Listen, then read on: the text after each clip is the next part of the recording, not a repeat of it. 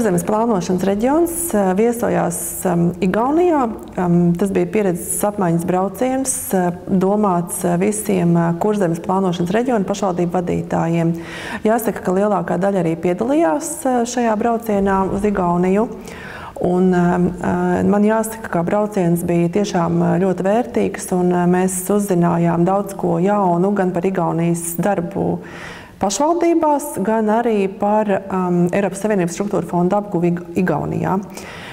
Pirmā mūsu viesošanās vieta bija Kurasāras pašvaldība Sāremā salā, kur notika tikšanās ar Kurasāras mēru, kur, ja man ir jāpasaka vienā teikumā, kas ir varbūt tas, kas man palicis ar prātā un kas varbūt atšķirās no mūsu pašvaldībām. Es nezinu, cik lielā mērā atšķirās, bet varbūt uz ko mēs, vismaz es pievērsu uzmanību, bija tas, ka Kurasārē ļoti daudz tiek strādāts ar sabiedrību. Tiek mēģināts iesaistīt vietējo sabiedrību lēmumu pieņemšanas procesos.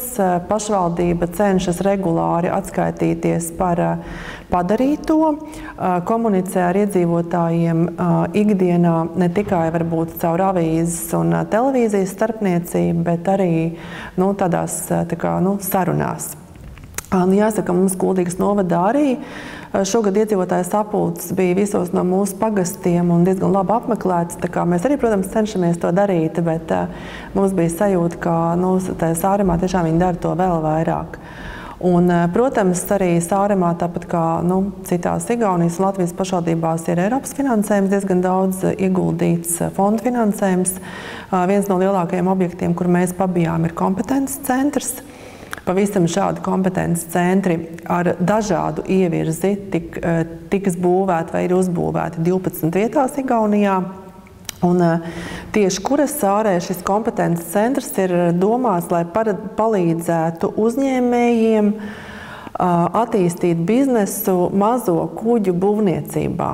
Tas nozīmē, ka ir uzbūvēts baseins, 60 metru garš, kurā var kuģu modeļus 1:8, ja nemaldos, mērogā ielikt šajā baseinā, mēģināt, kā viņi tur darbosies, kā brauks, kā tur uz viļņiem reaģēs un tam līdzīgi.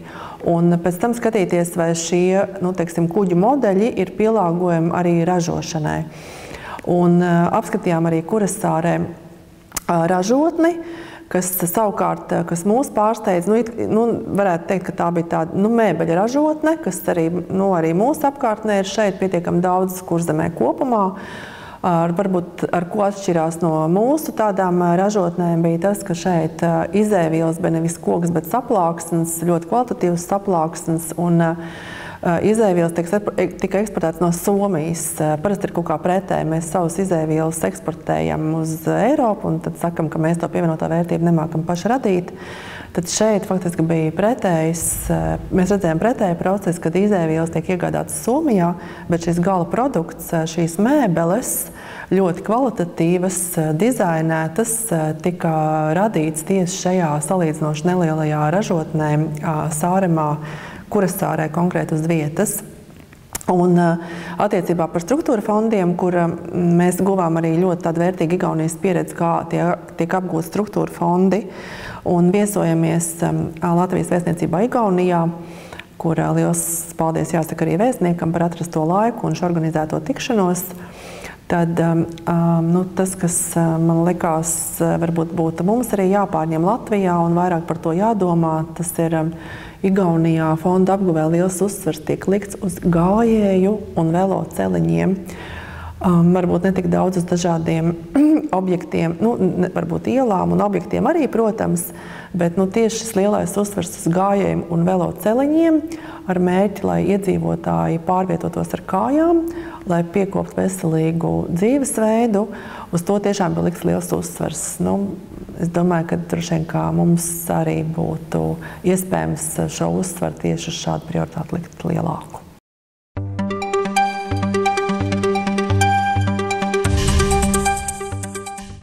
Mēs viesojāmies nedēļas nogalē Drebakā. Mēs saņēmām no Drebakas mēra, tas ir Norvēģijas pilsētā Oslofjorda krastā, netālu no Oslo, ielūgumu uz Norvēģijas neatkarības dienas svinībām. Norvēģijas neatkarības diena ir 17. maijs, Un šogad 17. maijs bija ļoti īpaša diena, jo Norvēģijas konstitūcijā ir 200 gadi.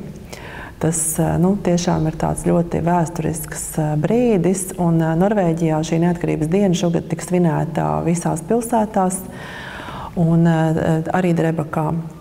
Jāsaka, ka mums bija sajūta, ka mēs varētu patriotismu pamācīties no norvēģiem. Neatkarības dienas svinības sākās agri no rīta, Drebakā 8 no rīta, kad tika uzvilkts karoks. Un tad vairākās vietās tika organizētas tādas ziedu ceremonijas, gan pie konstitūcijas pamatlicēja, gan vietās, kur ir pieminekļi Otrā pasaules karā kritušajiem, gan arī citās vietās, pavisam 4 tādās vietās bija ziedu ceremonijas. Un tad sākās visu skolnieku gājiens Drebakas pilsētā, kur piedalījās arī Kuldīgas novada matemātikas skolotāji, kur tieši šobrīd pieredzes apmaiņas braucienā par to, kā mācīt matemātiku, atradās Drebakā. Pēc šī gājiena bērni kopā ar vecākiem devās uz skolām, kur tika turpinātas šīs konstitūcijas dienas svinības. Arī mēs paviesojāmies vienā skolā, kur bērniem pie Norvēģijas karodziņa bija jāraksta, kas viņuprāt būtu jāietver konstitūcijā un kādas ir viņa vēlmes, kādai vajadzētu būt Norvēģijai nākotnē. Un jāsaka, ka ļoti daudz norvēģi ir tautstērpos, ļoti daudz. Tautstērps tur tiek uztverts kā svētku tērps. Tautstērpi ir ļoti skaisti, un ar tautstērpiem viņi dodas arī pieņemšanās pie prezidenta, un arī kāzās dodas, un tautstērps ir kaut kas tāds ļoti īpašs, un arī šajā neatkarības dienā tiek nēsāti šie tautstērpi. Un pēc tam vēlāk pēcpusdienā jau bija gājiens, kur piedalījās dažādas iestādes un uzņēmumi un organizācijas, kas ir pašā Drebakas pilsētā, ar orķestri un tāds ļoti svinīgs ar dziedāšanu galvenajā pilsētas laukumā. Tā kā tiešām mums bija prieks būt kopā ar norvēģiem šajos svētkos. Arī mēs gājām gājienā un sūtījām savus sveicienus no Kuldīgas pašvaldības. Jā, bija arī tāds interesants teletilts norganizēts, kas bija tā kā Rīgas kā kultūras galvaspilsētas ietvaros organizēts, kura tieši bija Drebaka izvēlētā pilsēta, kur šī teleats bija novietota centrālā laukumā, un tur varēja vērot, kas notiek Rīgā esplanādē, un rīdzinieki savukārt varēja redzēt mūsu, un tad bija tur deju kolektīvu vienā gan otrā pusē un vēstniecību pārstāvi. Tas arī bija tāds interesants pasākums organizēts. Bet kopumā jāsaka, mēs redzējām, kā svētkus svin Norvēģijā, redzējām viņu patriotismu, viņu attieksmi pret savu valsti, pret savu zemi, un tas tiešām bija tā, iedvesmojoši.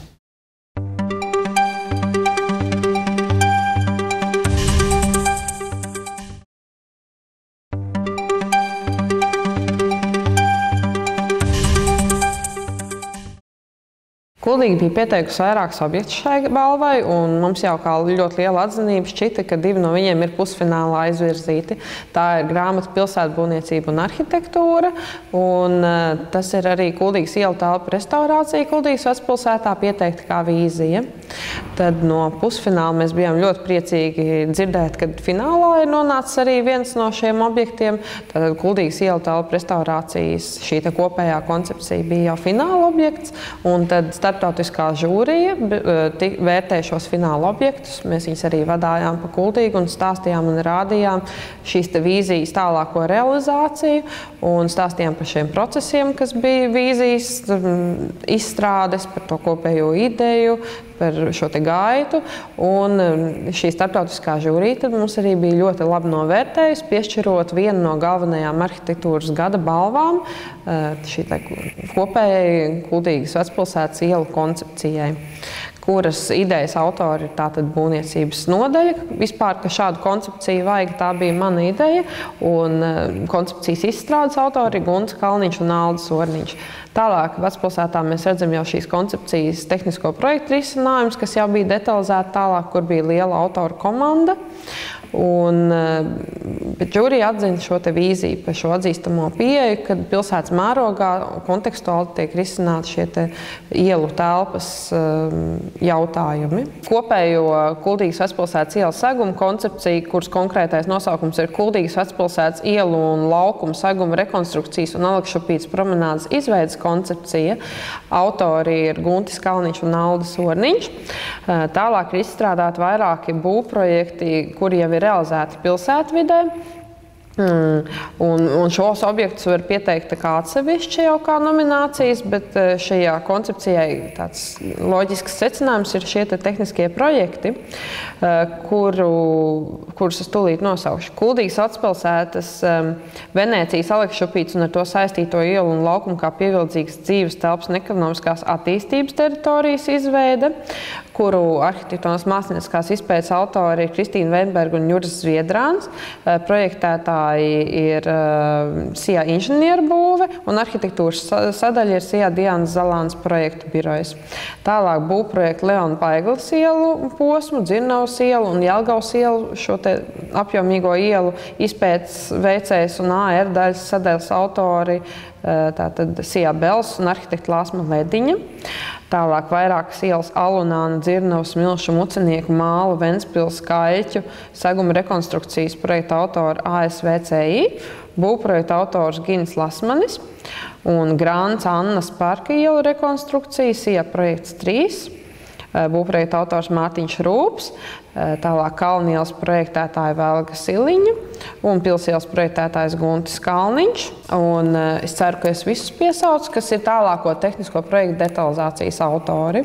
Mērķis šo pieteikumu veidojot un arī šo balvu iegūstot bija tā atzinība tai konceptuālai pieejai. Tā ideja, kad ir jārisina šie jautājumi nevis katrā ielā atsevišķi, bet šī konceptuālā pieeja, kas ir balstīta uz izpētes materiāliem, ka šo vidi var panākt tādu vienojošu, skaistu, patīkamu, arī kā labu fonu vēsturiskai videi, ja tā tiek risināta pilsētbūvnieciskā mērogā, nevis tikai vienas ielas telpas ietvaros. Tas bija tas mērķis atzīt šo te konceptuālo pieeju, atzīt šo nopietno koncepciju, kurai pamatā bija arī nopietna izpēte un tos mūsdienu kompromisa risinājumus tai vēsturiskās vides arī funkcionālai darbībai. Un pateikt paldies visiem iesaistītajiem autoriem, kas arī šo lielo darbu pie šīs koncepcijas ir veikuši.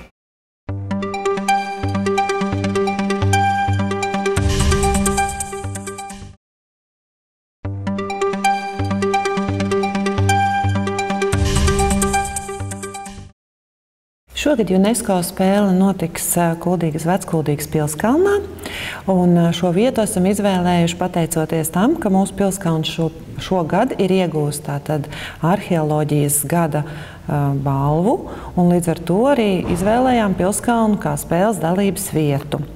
Un spēle jau kā tradicionāli katru gadu notiek pavasarī. Būs ļoti interesanti skolēniem un jauniešiem. Pieteikšanās spēlē notika no 14. aprīļa līdz 15. maijam, un uz doto brīdi ir pieteikušās 17 komandas, kuras aktīvas darbosies un piedalīsies spēlē Pilsēta zem pilsētas. Tātad spēle notiks 2014. gada 23. maijā, tas ir šo piektdienu. Reģistrēšanās sākās 11:30, un visas dienas gaitā skolēni tātad spēlēs un darbosies dažādās intelektuālās nodarbēs Kuldīgas Veckuldīgas pilskalnā.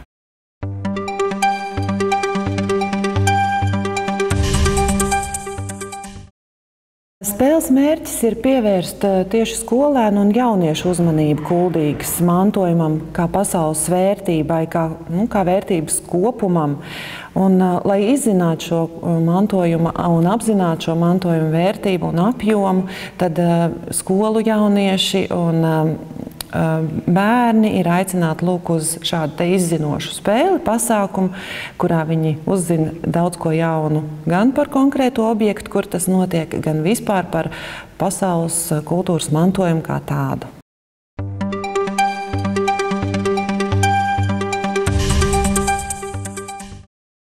Kā jau pats spēles nosaukums vēsta, tā tad UNESCO spēle, tad arī katru gadu tradicionāli šī spēle tiek radīta un izdomāta kopā ar tātad UNESCO Latvijas Nacionālo komisiju. Pateicoties tam, ka ļoti atsaucīgi ir šogad bijusi arī Latvijas arheologu biedrība, un kā jau es minēju, tātad Veckuldīgas pilskalns ir iegūši šo arheologu statusu balvai, tad šogad, kā mūsu sadarbības partneri, ir arī Latvijas arheologu biedrība. Un, protams, Kuldīgas novada pašvaldība ar iniciatīvu šo pasākumu saviem jauniešiem organizēt. Esam pieaicinājuši arī mūsu pašvaldības uzņēmumus.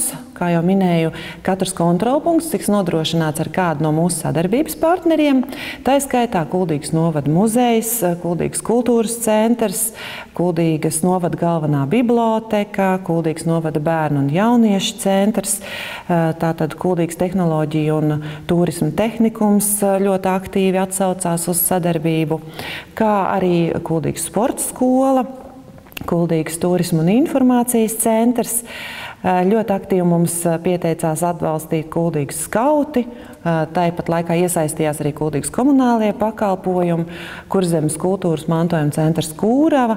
Kā redzat, šis te mūsu sadarbības partneru loks ir plašs, un katrs no sadarbības partneriem būs izdomājis ko īpašu, ko tādu, kas liecina un jauniešiem liek darboties gan radoši, gan fiziski, un spēle būs ļoti interesanta, un mēs ļoti ceram, ka visi ļoti labi pavadīs laiku un iegūs ļoti daudz labas zināšanas par kultūru vēsturisko mantojumu un par Kuldīgas pilskalnu.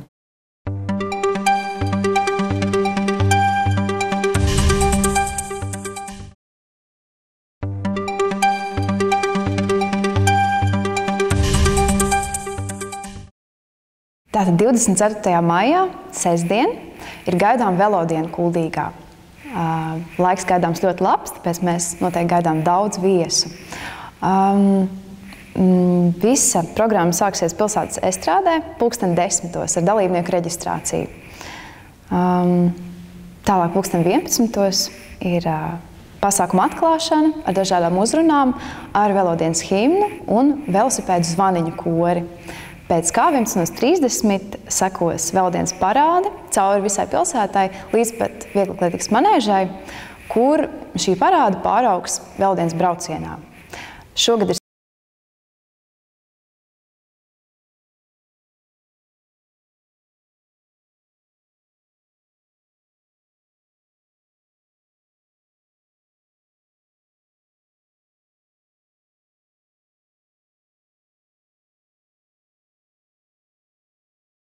būtu izceļami tādi punkti kā velo teātris no Paņevežas Lietuvā 14:30 un 16:00 unikāla velo dejas izrāde abi no Rīgas, kas pirmo reizi tiks izrādīta ārpus Rīgas. Visas dienas garumā pilsētas estrādē darbosies arī izstāde konkurss Skanošais velosipēds, kur draugu grupas un kolektīvi ir aicināti izstādīt, veidot un izstādīt īpaši noformētus skanošus velosipēdus, par kuriem dienas garumā būs iespējams balsot. Vēl viens šī gada jaunums - tā ir radošā darbnīca nometne Esi spožs un drošs sadarbībā ar Lauka atbalsta dienestu, kur būs iespējams savus velosipēdus aprīkot ar LED lukturīšiem, veikt velosipēdu tetovēšanu, piedalīties interaktīvajā velo fotostendā un arī vērot dažādas izglītojošas filmas par velo kultūru. 3:00 blakus estrādēji būs 2 dabas krediteņu brauciens 2 līdz 5 gadu veciem bērniem. Bet ap 5:00 gaidāma dienas brauciena noslēguma daļa ar apbalvošanu, tad primāri apbalvošanu konkursu Skanošais velosipēds laureātu apbalvošanu un arī dienas brauciena dalībnieku apbalvošanu, kuriem tiks izlozēts viens velosipēds, kuru šogad sagādājas Sijā velokurjers. Tas būs KTM firmas velosipēds. Tālāk pilsētas estrādē 22. sāksies reģistrācija nakts velobraucienam. Un 23. Būs starts, nakts velobrauciena starts. Un pēc tam mēs visi dosimies uz pilsētas dārzu, kurā 23.30 sāksies tāda nakts programma ar nakts velobraucienu finišu, nakts velo uz upu, nakts kino izlasi un nakts pikniku. Ap 1:00 būs nakts velobraucienu dalībnieku apbalvošana, bet 1:00 Kārļa Kazāka koncerts. Piebildīšu, ka bērniem līdz 12 gadu vecumam būtu vēlams ierasties ar ķiverēm, bet nakts velobraucienu dalībniekiem noteikti jāparūpēs par atstarojošiem elementiem un gaismiņām. Esat laipni gaidīti Velodienā Kuldīgā 24. maijā.